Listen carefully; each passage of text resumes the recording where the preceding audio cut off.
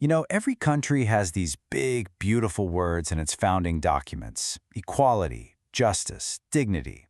But how do you actually make those words mean something in real life? How do you turn that promise into reality for everyone? Well, today we're going to look at exactly that. We're diving into the story of how Brazil took on this challenge, this promise of inclusion. So it all kicks off right here. This is from the preamble to Brazil's 1988 Constitution. I mean, just listen to these words. To ensure the exercise of social and individual rights, liberty, security, well-being, development, equality, and justice as supreme values of a fraternal, pluralist, and unprejudiced society. Wow, that's not just legal jargon, right? That's a mission statement.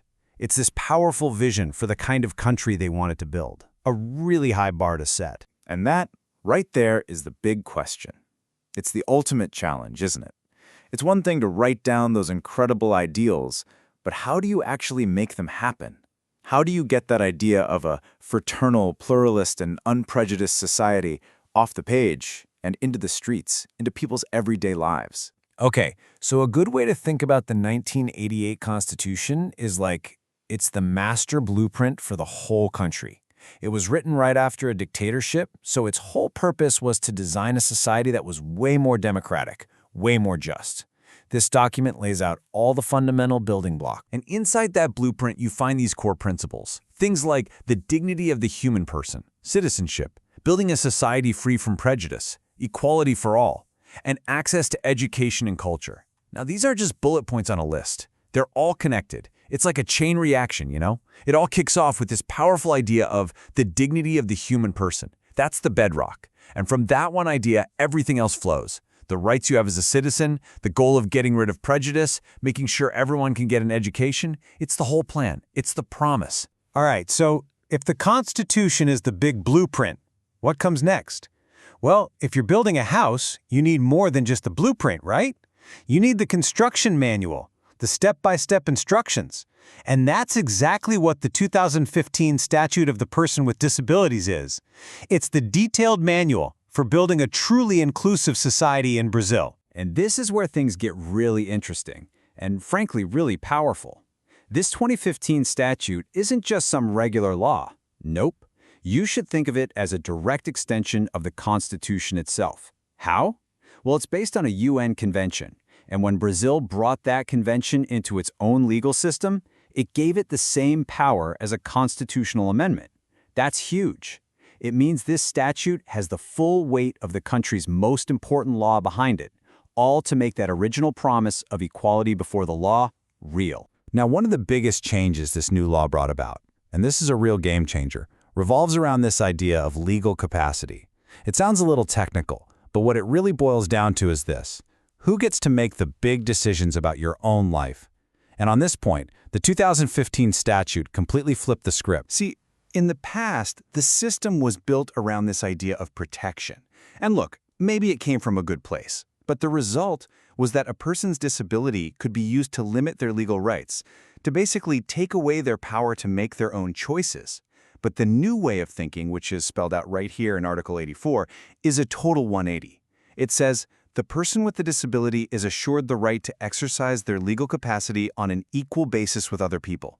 So we're moving from a system that substitutes their decisions to one that supports them in making their own. Okay, so full legal capacity sounds great as a legal concept, but what does it actually mean in day-to-day life? What does it look like for real people out in the real world? It means all of this: the right to get married, to form a stable union, the right to make your own decisions about your sexual and reproductive health, about having children, the right to family life, to be a guardian, to adopt. I mean, these are the most personal, fundamental parts of being human. And Article 6 of the statute now puts it in black and white. These rights are guaranteed. It's not just a nice idea. It's a legal recognition of full personhood, full citizenship. But you know, having rights on paper is one thing. It doesn't mean much if you literally can't get in the building. The law gets this, and its strategy is actually pretty brilliant in its simplicity. First, you have to name the barriers before you can tear them down. So that's what it does. It goes through and defines every single type of obstacle that gets in the way of people participating fully in society. First up, you've got urban barriers. Think about the stuff you find on public streets and in public spaces. That curb that doesn't have a ramp, a crosswalk signal that's only visual and not audible, or a park gate that's too tight. It's all the stuff that can make just getting around your own town impossible. Then there are architectural barriers. This is all about what's inside buildings. You know, that government office that's on the 3rd floor of a building with no elevator, or a movie theater where you can't get to most of the seats. It's any part of a building that basically sends the message, you can't come in. Next, you have barriers in transportation. Because, hey, what's the point of an accessible workplace if you can't get there? This covers everything. The bus, the subway, the train station. If you can't get onto the bus in the first place, you can't get to work, to school, to your life. And finally, there are barriers in communication, and this is so crucial today. Access isn't just about physical space anymore, it's about information. It's a government website that a screen reader can't understand.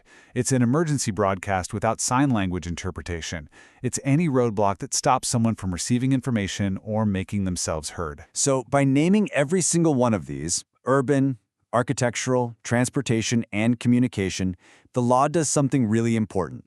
It turns accessibility from a nice-to-have into a must-do.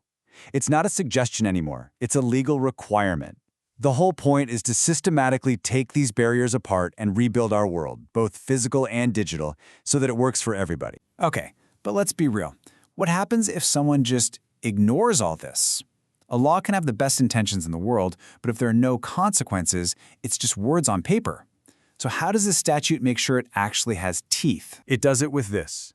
Article 88, and it does not mess around.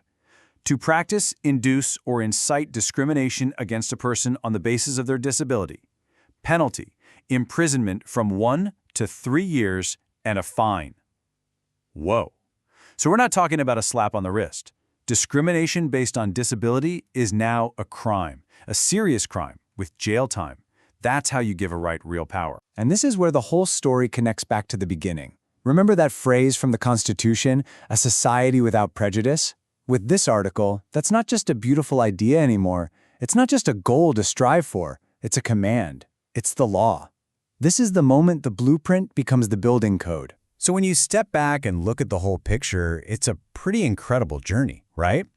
It starts with this huge, hopeful promise made by a nation finding its feet again, and it ends with concrete, legally backed rights that every single citizen can depend on. So the law gives us this powerful framework. It gives us the tools, it defines the rights, it demands that the barriers come down. But a law by itself can't change how people think or act. And that kind of leaves us with one final big question to think about. The legal text is there, the rules are on the books. So what's our part? What's the role for each of us in making sure these words don't just stay on the page, but actually become the world we all live in?